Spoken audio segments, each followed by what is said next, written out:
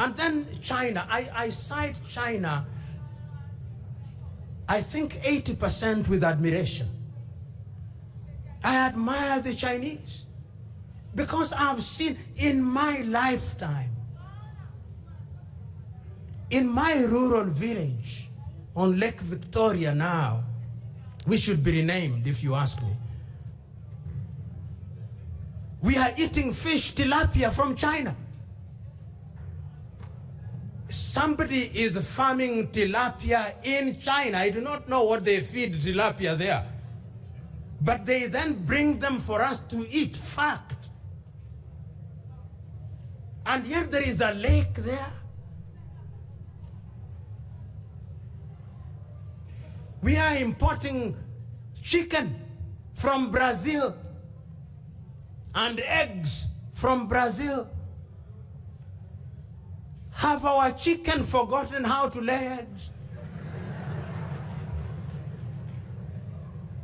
You know, these are the little things that annoys one. And I'm submitting to us, therefore, in defining Pan-Africanism, and he's been at it, we are at it in different ways. Let us not imprison ourselves in this definition, whether it's state or this. What we want is an Africa. I'm putting it in a very crude way. I wish I was saying it in my mother tongue. What we want is an Africa where the boundaries imposed on us are purely for purposes of administration, where the boundaries do not stop one Africa from moving from one country to the other in an orderly manner. We are not saying that there will be disorder. Where there will be a form of government, whether the so-called presidents will now be called governors, I do not know. We'll find a name for them. But they'll simply administer that territory, but there will be a Pan-African government that regulates us on critical matters, on defense, on foreign affairs, on matters of the economy and currency, on the exploitation of our resources, that determines how we defend ourselves. And I can't agree with you more. You know, if today Africa, if the United States of America wanted to destroy Africa, it could do so in 1 week. This is how. They would station 2 carriers on Indian Ocean, 2 down south, 2 in the west, and 2 in the Mediterranean, and they would unleash all these missiles and would be back into the Stone Age. We are weak. And now, because we have bases in Djibouti, you have an American base, you have a Chinese base, you have a Japanese. In other words, Africa is in a situation which it cannot control. If there was a war today, Africa is a target. In a war that we do not know. We have been involved. When the European tribes were fighting in 1914, they don't call them tribal wars. But when the European tribes were fighting in 1914, we were there. And I'm sure there is a monument here in Tanzania commemorating Africans who participated in a tribal wars. The English tribe was fighting the German tribe and the French. Then they fought another tribal war in 1939. They're always fighting, and they involve us, and they weaken us. And I'm submitting that going forward, we must define ourselves, but not allow somebody else to define us. But I was talking about China as my last point in answering the question, why is China unique? When you talk about China, it is 1.4 billion of them. Suppose you are baking bread for 1.4 billion, bread, and only half of them eat the bread. You are a billionaire immediately. But here, you are baking bread in Tanzania. You want to sell the bread in Nairobi, Kenya. Tariffs.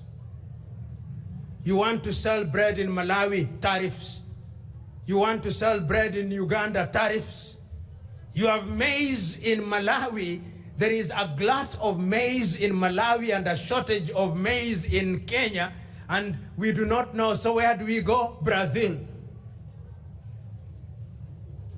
And one is saying that the reason why China is great is a true market, a single market. The United States of America is great because it's a single market. The European Union now is largely a single market despite the British wanting to leave it.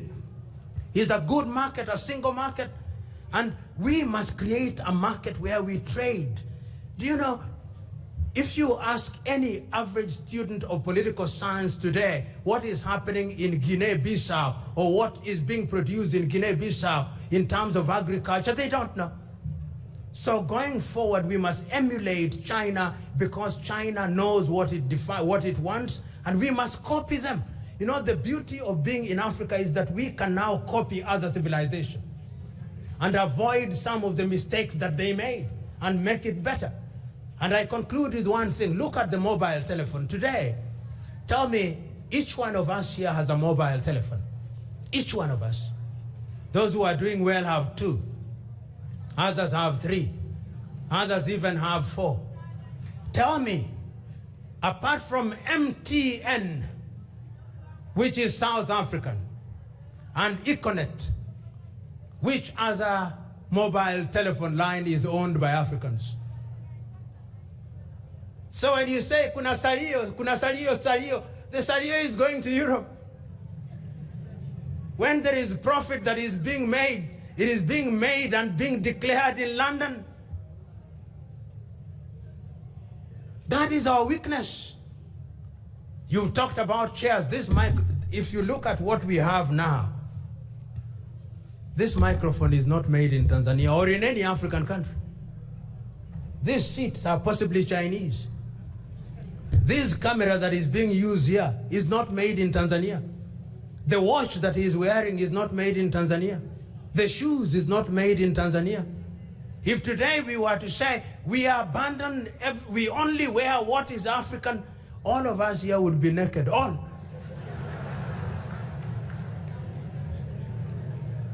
I'm being melodramatic in order to dramatize our plight. But you go to India, you find that the clothes they wear is from their textile industry. You go to Vietnam, which was bombed to the ground in 1975. Vietnam now produces more coffee than Kenya, Uganda, and Tanzania combined.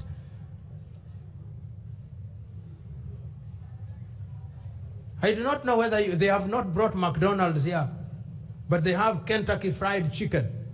Do you have KFC here? So even our chicken must be fried like they do in Kentucky. There is no Mwanza fried chicken.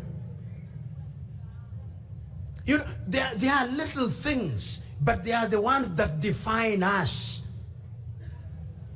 Do you have water in Tanzania called Dasani? Coca-Cola. In other words, even the water that we drink now is Coca-Cola. Coca-Cola. That is how we are. And in a Pan-African Union, we would, in my view, we are not saying you'll eliminate all those things. They'll be there. This is a free market. But we must have products that compete. So in a nutshell, I can't agree with you more that there is something to celebrate, because this awareness in itself is a good thing. The fact that we have a forum, you know, I do not know whether young people here, have you read Nyerere? Because we are so oral, you just listen to Kauli ya Mwalimu, those sound bites. That is not Nyerere. Read Nyerere. Read Kwame, read Lumumba, read Modibo. The things we are saying here were defined. There are some people who think that you can have a sense of the future without having a sense of history. You can't. You've got to have a sense of history. Why do people have museums? To remind them about certain things. So this Pan-African movement, I think, is a good thing. And I think each one of us, it's Mwalimu used to say, it can be done, play your part. And I think that is how modest we should be. It can be done, play your part. Somebody told me something, he was from Sweden. I do not know whether he was right, but permit me to give you an example. That no civilization ever industrialized on the basis of another's language. Think about it. And he told me, he was from Sweden. We are a little country with no more than 11 million people. We train our young men and women in Swedish. Here in Nairobi, there are no more than 2,000 Swedes, but we have a Swedish school. Look at Sweden. Look at Norway. Look at Finland. Look at Denmark. Look at even Russia, the former Soviet Union countries, Ukraine. America is unique in the sense that it is a migrant country, but they chose to adopt English as their lingua franca. The first thing that a colonizing people do is to take away your language.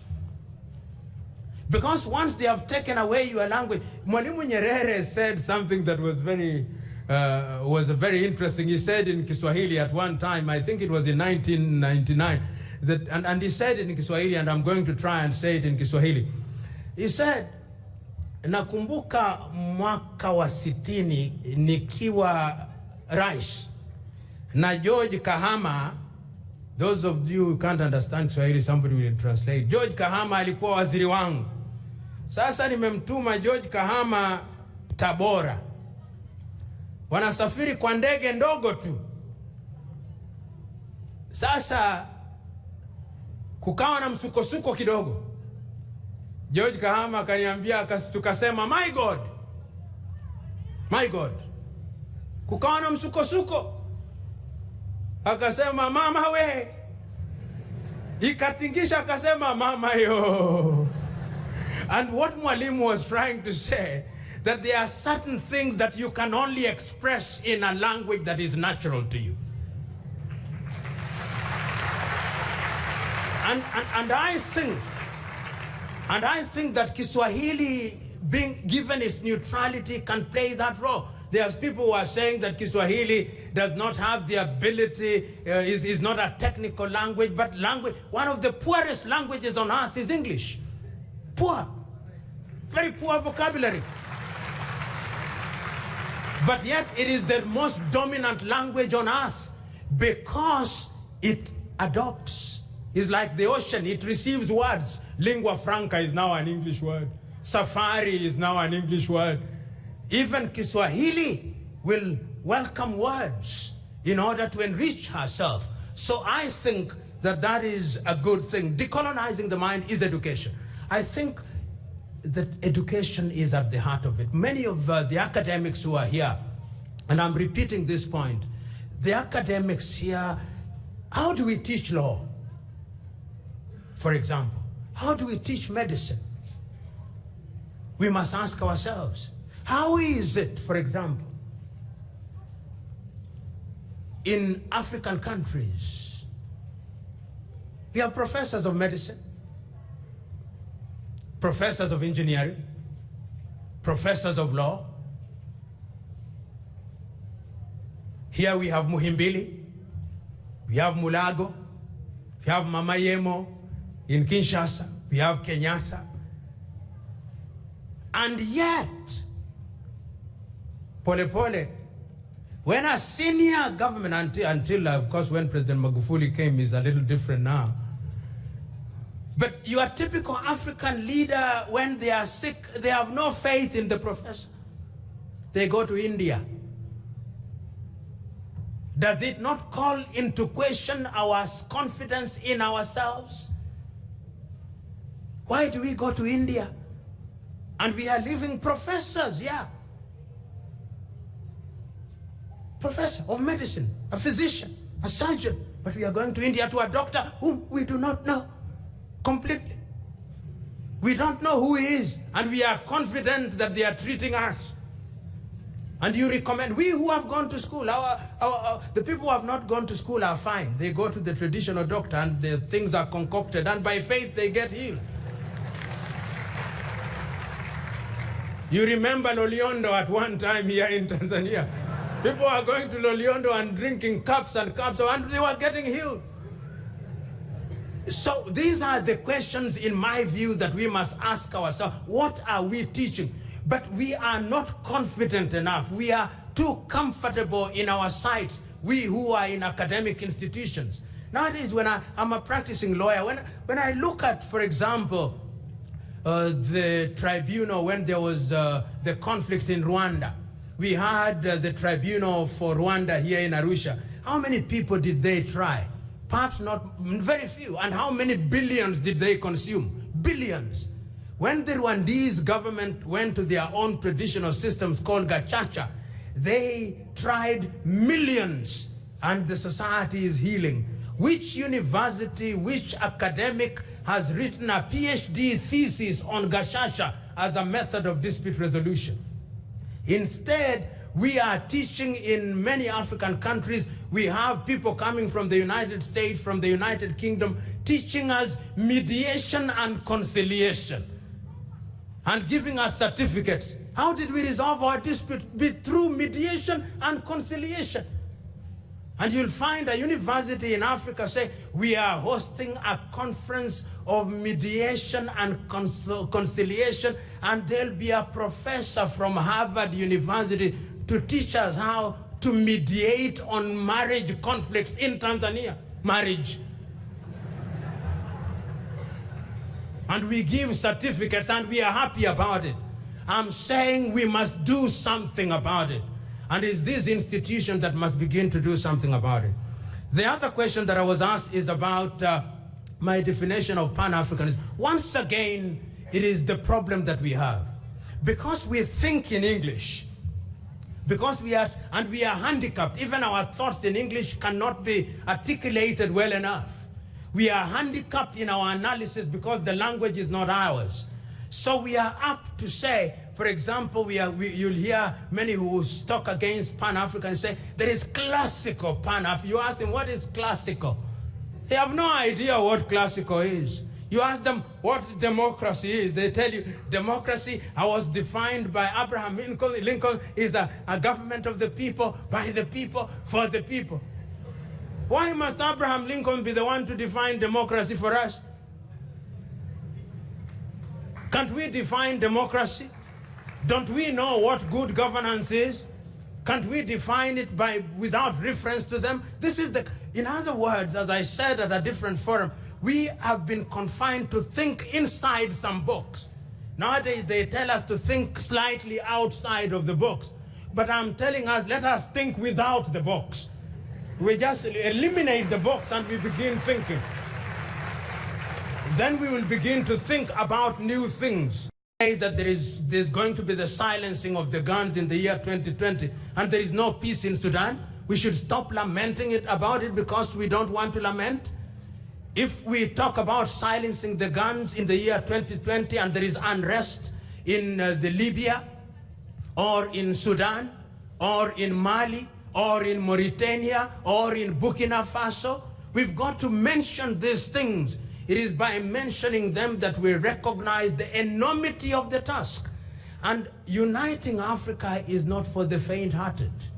It is not for the faint-hearted. It's not instant coffee. He'll tell you, there are those who are going to dampen your spirit, who think you are a dreamer.